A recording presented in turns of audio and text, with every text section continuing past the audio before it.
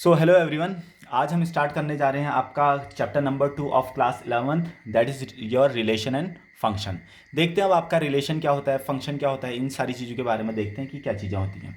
जैसे कि अभी तक हमने सेट के बारे में पढ़ लिया है। सेट हमारा क्या होता था? सेट हमारे होते थे well defined collection of elements. हमारे पास जो बहुत सारे एलिमेंट को हमने ले लिया, उसको हमने एक साथ लिख दिया, और वो जो मैंने उसको उसको लिखने के पीछे जो रीजन कहा है वो सबके लिए एक जैसा होना चाहिए, जिसको बोलेंगे well defined collection of elements, जिसको बोलते हैं सेट। जैसे वोवल्स का एक सेट हो गया, वो सबके लिए एक जैसा होगा, है ना। उसके अंदर ए ई आई ओ यू आएंगे तो सबके लिए ए ई आई ओ यू ही आएंगे, रिपीटेशन अलाउड नहीं होता है। ये सारी चीज़ें हम पढ़ के आ चुके हैं रिलेशन सेट्स के बारे में। तो आज है आपका रिलेशन एंड फंक्शन। तो रिलेशन होता क्या है, पहले इसको देखते हैं। रिलेशन क्या होता है, फंक्शन क्या होता है, इसको हम डिटेल में समझेंगे।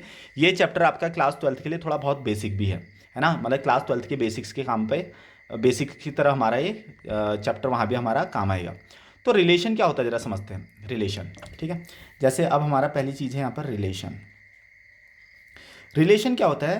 रिलेशंस दो सेट के एलिमेंट्स जब एक दूसरे के साथ किसी एक स्पेशल डेफिनेशन के हिसाब से या किसी एक स्पेशल तरीके से अगर एक दूसरे के साथ कनेक्ट होते हैं तो उसी को बोलते हैं रिलेशन।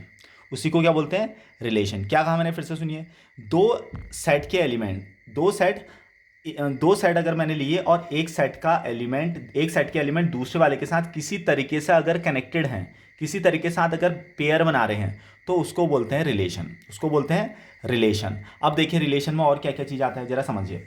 मान लो मेरे पास एक सेट है ए, मैंने कहा 1 2 3 4, इस तरह से मेरे पास एक सेट है। एक दूसरा सेट मैंने और लिया, इसमें भी चलो 1 2 3 4 5 6 इस तरह से मैंने एलिमेंट ले लिए, है ना। अब मैं कहूँगा कि इसको लिखने का तरीका भी थोड़ा अलग होता है। मैं इसको जो है इस तरह से भी लिख सकता हूँ। 1 2 3 4, एक डब्बे के अंदर ये लिख दिया और दूसरे डब्बे के अंदर 1 2 3 4 5 6 इस तरह से लिख दिया मैंने, 5 6 इस तरह से लिख दिया मैंने। तो ये आप देखो, मैं कह रहा हूँ कि यहाँ का 1 किसी के साथ भी यहाँ पर रिलेट हो सकता है। जैसे मैंने कहा कि मान लो मेरे पास ये है ए और बी के बीच में रिलेशन। मान लो मैंने इसको एक्स कह दिया, इसको वाई कह दिया। तो मैंने कहा कि Y equal to X plus one, Y equal to X plus one. अगर आप देखिए ये मैंने रिलेशन डिफाइन कर दिया है, ये मैंने रिलेशन डिफाइन कर दिया। अब इससे क्या पता चल रहा है, देखो अगर मैं एक्स के ऊपर वन रखूँ, तो 1 + 1 वाई मुझे कितना मिल रहा? 2। यानी कि एक्स के ऊपर मैंने क्या रखा? 1। 1 रखने पे 1 + 1 वाई कितना मिलेगा? 2, है ना। तो ये 1 किसके साथ रिलेटेड है? दूसरे वाले के साथ, 2 के साथ। तो 1 का 2 के साथ एक रिलेशन है। अगर मैं इस एक्स के ऊपर 2 रखता हूं तो 2 किसके साथ रिलेशन बनाएगा? 3 के साथ। देखो 2 + 1 वाई कितना मिला? 3। 3 को 3 रखूंगा तो 4 मिलेगा, 4 रखूंगा तो 5 मिलेगा। तो इस तरह से ये क्या है, सारे के सारे एलिमेंट एक दूसरे के साथ रिलेट है। अब मैंने कहा कि क्या ये 1 इस 1 के साथ रिलेटेड नहीं हो सकता है? हो सकता है। वो हमारा फंक्शन बताएगा कि वो हमारा जो ये चीज़ बताएगा, रिलेशन बताएगा कि एक्चुअल में वो कैसे रिलेटेड है। कोई रूल नहीं होते रिलेशन के लिए, बस हमारा एक पीछे से रूल दे दिया जाता है जिसके हिसाब से हम उसको कनेक्ट करते हैं। अब उसके अलावा मैं यहाँ पर कुछ चीज़ें और बता रहा हूँ, बहुत ध्यान से इसको सुनिएगा। जो ये पहली चीज़ होती है ना, जो पहला यहाँ पर ये होता है, इसको बोलते हैं डोमेन। ये पहले बॉक्स को बोलते हैं डोमेन, और दूसरे वाले बॉक्स के जितने भी एलिमेंट हैं इनको बोलते हैं कोडोमेन। इसको बोलते हैं कोडोमेन। पहले के जितने भी एलिमेंट हैं उनको बोलेंगे डोमेन, और दूसरे वाले बॉक्स में जितने भी हमारे उसको बोलेंगे कोडोमेन। तो कुल मिला के यहाँ पर हमारे पास अभी डोमेन क्या क्या हो गए? डोमेन हो गए वहाँ पर 1 2 3 4, ये हमारे डोमेन हो गए। अगर मैं कोडोमेन की बात करूँ तो डोमेन हमारे पास क्या आ गए? 1 2 3 4 5 6। अब देखिए ये वन का 2 के साथ रिलेशन है, 2 का 3 के साथ, 3 का 4 के साथ, 4 का 5 के साथ। तो देखो 1 और 6 छूट गए हैं, यानी कि कौन कौन सी इमेज है? 2 3 4 5 ही किसी न किसी के साथ उनका रिलेशन है। तो ये जो 2 3 4 5 है ना, इसको बोलेंगे रेंज। इसको क्या बोलेंगे? रेंज। यानी कि 2 3 4 और 5 जो जो यहाँ पर इससे रिलेटेड है उसको बोलेंगे रेंज। ठीक, इतना आप सभी को समझ में आ गया होगा। इसके अलावा और मैं इसमें कुछ और एडिशनल इन्फॉर्मेशन ऐड करना चाहता हूँ, बहुत ध्यान से सुनिएगा। ये जैसे ये 2 3 4 5 है ना, ये क्या चीज़ है? इसको हम बोलेंगे इमेज। 1 की इमेज है 2, 2 की इमेज है 3, 3 की इमेज है 4, 4 की इमेज है 5। यानी कि जो ये चीज़ है ना, इनको बोलते हैं इमेज। यानी कि 2 किसकी इमेज है? अगर मैं कहूँ 2 किसकी इमेज है तो मैं कहूँगा 1 की इमेज है। 3 किसकी इमेज है तो मैं कहूँगा 2 की इमेज है। 4 किसकी इमेज है तो मैं कहूँगा 3 की इमेज है। 5 किसकी इमेज है तो मैं कहूँगा 4 की इमेज है। तो इनको बोलते हैं इमेज। तो इनको क्या बोलेंगे? इनको बोलेंगे प्री इमेज। इनको बोलेंगे प्री इमेज। ओके। तो तो इस तरह से पहले आपको ध्यान से एक एक चीज़ को सुनना है, बहुत सारी चीज़ें इसमें इंक्लूडेड हैं, बहुत बार हम इनको बार बार कहते रहेंगे तो आपको अच्छे से समझ में आ जाएगा। फिलहाल मैंने क्या कहा, हमारे पास मैंने दो सेट लिए, एक सेट ये लिया, एक सेट ये लिया। पहले वाले सेट को यहाँ पर रख दिया, दूसरे वाले सेट को यहाँ पर रख दिया। मैंने कुछ एक रिलेशन बनाया इस तरह से, तो 1 रिलेटेड हो गया 2 के साथ, 2 रिलेटेड हो गया 3 के साथ, 3 रिलेटेड हो गया 4 के साथ, 4 रिलेटेड हो गया 5 के साथ। तो पहले वाले बॉक्स में जितने भी एलिमेंट होते हैं उनको बोलते हैं डोमेन, दूसरे वाले बॉक्स में जितने भी एलिमेंट होते हैं उसको बोलते हैं कोडोमेन, और जो जो यहाँ पर हमारी इमेज बनी है उनको बोलते हैं रेंज। इतना आपको समझ में आ चुका होगा। अब जो ये रिलेशन मैंने लिखा है ना, इसको लिखने का तरीका क्या होता है, देखो मैं लिखूंगा R, okay, R equal to मैं लिखूंगा 1 किसके साथ रिलेटेड है, 2 के साथ, 2 किसके साथ रिलेटेड है, 3 के साथ, 3 किसके साथ रिलेटेड है, 4 के साथ, 4 किसके साथ रिलेटेड है, 5 के साथ। देखिए इस तरह से इसको लिखने का तरीका होता है 1, 2, 2, 3, 3, 4, 4, 5। जो मैंने ये पेयर बना रखे ना दो के, ये जो पेयर बना रखे हैं इन्हीं पेयर को बोला जाता है ऑर्डर्ड पेयर, ऑर्डर्ड पेयर, इनको क्या बोला जाता है, ऑर्डर्ड पेयर।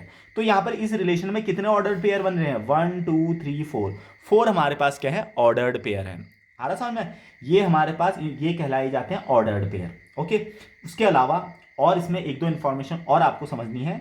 जैसे ये 1 है, 1, 2 है ना, तो ये 2 को क्या कहा जाता है, मैंने इमेज, ये 2 को क्या कहा जाएगा, इमेज। किसकी इमेज, 1 की, तो 1 को बोलेंगे प्री इमेज, 1 को बोलेंगे प्री इमेज। तो देखिए यहाँ पर 2 क्या है, इमेज, और 1 क्या है यहाँ पर, प्री इमेज, ओके। तो ये आपका थोड़ा बहुत बेसिक्स था, एक बार मैं फिर से इसको बता देता हूँ फटाफट से। रिलेशन क्या होता है, जब एक सेट किसी दूसरे सेट के साथ रिलेटेड होता है किसी एक डिफाइंड हमारे रिलेशन से, किसी एक डिफाइंड हमारे पास इक्वेशन से, तो उसी चीज़ को बोलते हैं रिलेशन। रिलेशन में 1 एलिमेंट 2 के साथ, 2 एलिमेंट 3 के साथ, 3 एलिमेंट 4 के साथ, 4 एलिमेंट 5 के साथ किसी न किसी रिलेशन से रिलेटेड होगा, तो इसको क्या बोलते हैं, रिलेशन। पहले वाले बॉक्स को बोलते हैं डोमेन, दूसरे वाले बॉक्स को बोलते हैं कोडोमेन। जो जो एलिमेंट यहाँ पर कोडोमेन के, वो वाले एलिमेंट जो किसी न किसी की इमेज है, उनको कहा जाता है रेंज, ओके। और जो ये 1 का 2 के साथ रिलेशन है, 2 का 3 के साथ रिलेशन, जो मैंने यहाँ पर ये डब्बे जैसा बना के रखे हैं, इनको बोलते हैं ऑर्डर्ड पेयर, इनको बोलते हैं ऑर्डर्ड पेयर। और इस ऑर्डर्ड पेयर में जो दूसरा वाला एलिमेंट होता है इसको कहा जाता है इमेज, यानी कि ये 2, 3, 4, 5 ये क्या है, इमेज है, रेंज के साथ साथ क्या है, इमेज। और 1, 2, 3, 4 ये क्या बोले जाएंगे, प्री इमेज, 1, 2, 3, 4 क्या बोले जाएंगे, प्री इमेज, ओके।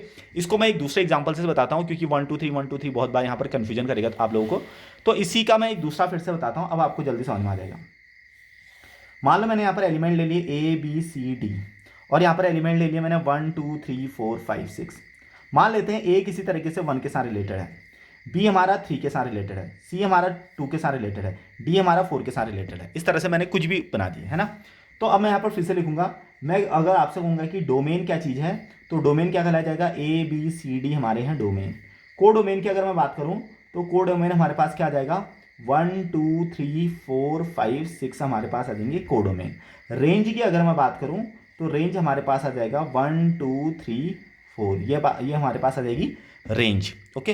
अब अगर मैं आपसे कहूं रिलेशन क्या क्या बन रहे हैं, रिलेशन क्या क्या बन रहे हैं, तो रिलेशन क्या बने, ए का रिलेशन बना 1 के साथ, बी का रिलेशन बना 3 के साथ, सी का रिलेशन बना 2 के साथ, और डी का रिलेशन बना 4 के साथ, ओके।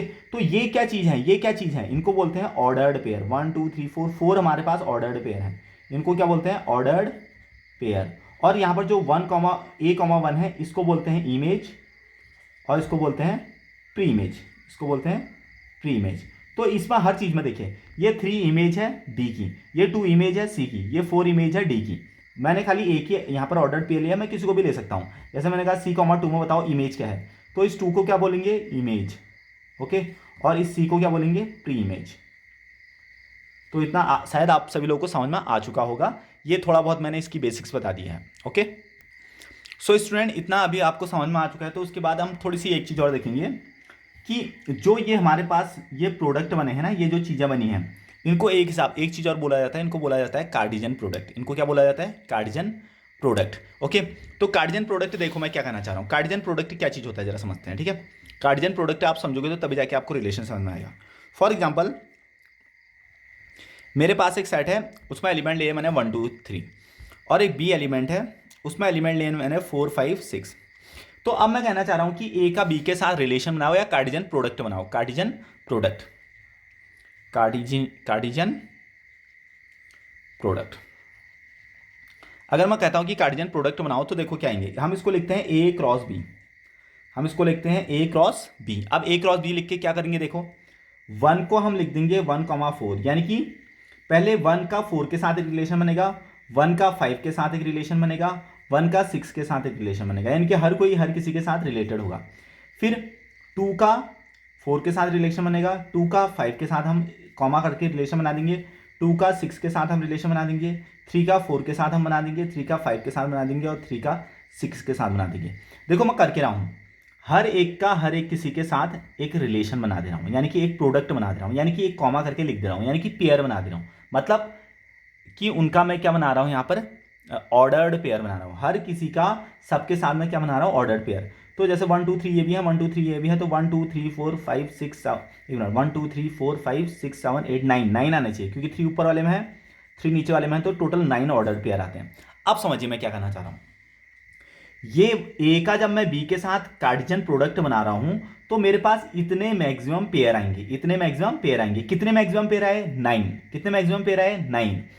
अब रिलेशन क्या होता है, इसी ऑर्डर्ड पेयर में से कुछ पेयर, इसी ऑर्डर्ड पेयर में से कुछ पेयर मेरे पास आएंगे और वो एक स्पेसिफिक रिलेशन के हिसाब से आएंगे। मतलब कि रिलेशन होता क्या है, इन्हीं ऑर्डर्ड पेयर में से कुछ पेयर को जब लिया जाता है तो उसी को बोलते हैं रिलेशन, है ना। इसी ऑर्डर्ड पेयर में से अगर मैं कुछ पेयर को उठा लेता हूं तो उसी को क्या बोलते हैं, रिलेशन बोलते हैं। जैसे समझिए यहां पर मैंने आपको एग्जांपल दिया था, है ना।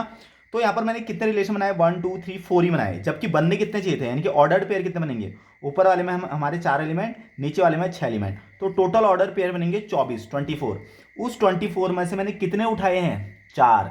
तो रिलेशन होता क्या है, ऑर्डर्ड पेयर में से, यानी कि कार्टेशियन प्रोडक्ट में से जब मैं कुछ ऑर्डर्ड पेयर को उठाता हूं, कार्टेशियन प्रोडक्ट में से, ये कार्टेशियन प्रोडक्ट में से जब मैं कुछ ऑर्डर्ड पेयर को उठा लेता हूं, मान लो मैंने उठाया 1,4 3,4 3,6 ये उठा दिया।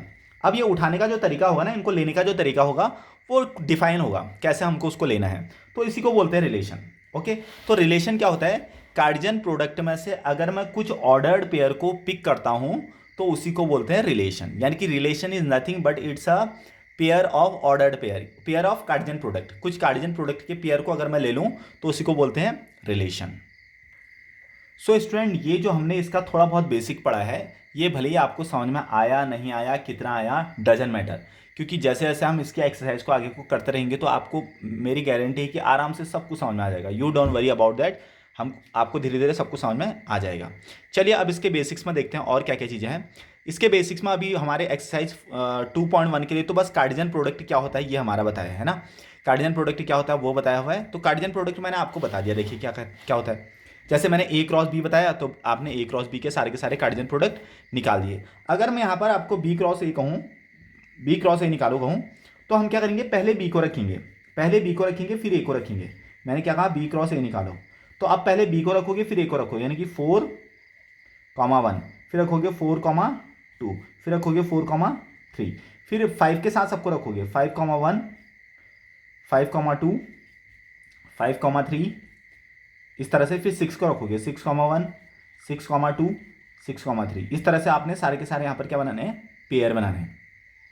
तो ये है आपका बी क्रॉस ए। तो इसको, ये भी कार्टेशियन प्रोडक्ट है, ये भी कार्टेशियन प्रोडक्ट है। ओके, तो दोनों कार्टेशियन प्रोडक्ट बिल्कुल एंटायरली डिफरेंट हैं। अगर मैं ए को पहले रखूं तो अलग कार्टेशियन प्रोडक्ट, बी को पहले रखूं तो अलग कार्टेशियन प्रोडक्ट। और कार्टेशियन प्रोडक्ट का जो टोटल नंबर होगा वो कैसे पता चलेगा, 3 एलिमेंट इसमें भी है, 3 एलिमेंट इसमें भी है, तो 3 × 3 टोटल एलिमेंट कितने आने चाहिए, 9, यानी कि 9 पेयर बनने चाहिए। तो देखो 1 2 3 4 5 6 7 8 9, है ना। तो 9 ऊपर वाले में देखो 1 2 3 4 5 6 7 8 9, तो दोनों में हमारे 9 प्रोडक्ट बन रहे हैं। चलिए अब स्टार्ट करते हैं हम एक्सरसाइज 2.1 बहुत ईजी एक्सरसाइज है। मेनली यहाँ पर रिलेशन के बारे में ज़्यादा नहीं आ रहा, बस कार्टेशियन प्रोडक्ट से रिलेटेड सब कुछ आ रहा। एक्सरसाइज 2.2 में हम रिलेशन के बारे में देखेंगे। ओके, सो अब एक्सरसाइज 2.1 हम देखते हैं अगली वीडियो में। Thank you.